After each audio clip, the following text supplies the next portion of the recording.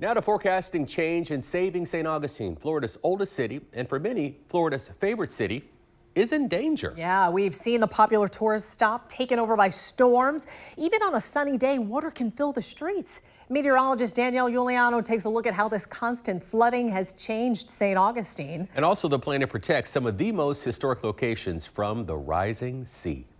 The water is pouring in, and sometimes the water does not go back out. Flooding is a common occurrence in St. Augustine, even on a sunny day. This happens when the tides rise and push seawater into the storm drains, and high waves crash over the seawall. As pollution traps more heat on Earth, the oceans are rising, and flooding is striking here more frequently. Jessica Beach, the chief resilience officer of St. Augustine, believes the flooding will be a constant problem. Every year since 2016, we have had a flood event that's been substantial, and this is probably going to be the new normal. St. Augustine is filled with history dating back to September of 1565, making it one of the oldest cities in the United States, with historic sites on every corner that makes St. Augustine a large tourist attraction. A Resilient Heritage report released in 2020 states that the estimated value of the heritage resource in St. Augustine is nearly $3 billion.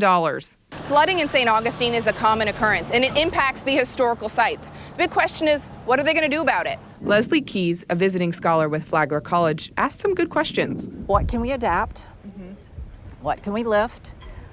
What other kinds of engineering methods can we take? Let's take the Castillo de San Marcos, for example, a fort that's been there in the heart of the city since 1672 and has been a silent witness to over 450 years of history. The fort is made of coquina stone, a limestone mixture of shells that's very absorbent, making it great for battle, but not so great for rising sea levels and constant flooding. With Climate Central analysis showing floodwaters like this reaching parts of the structure once every year on average by 2050, up from once every 10 years right now.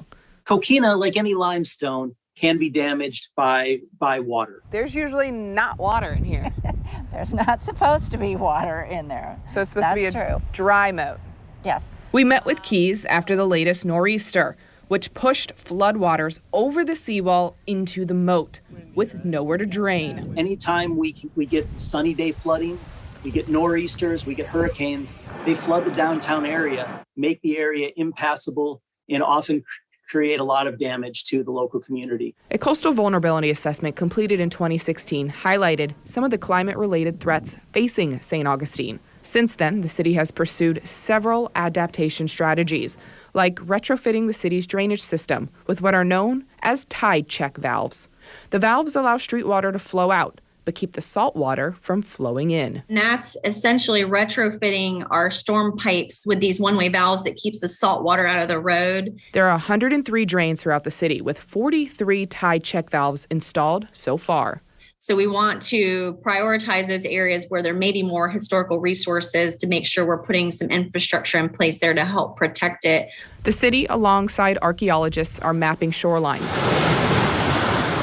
looking at raising seawalls and documenting these historical sites in great detail. The Castillo, along with the University of South Florida, are working on a 3D imaging project to virtually preserve the fort. So they have scanned the inside of each room. They've scanned the exterior. They've scanned the landscape. They've scanned the seawalls so that we have this data that we can share digitally for generations to come, whatever happens with sea level rise. That way, the Castillo will live on forever, despite our rising seas. Danielle Giuliano, Channel 4, the local station.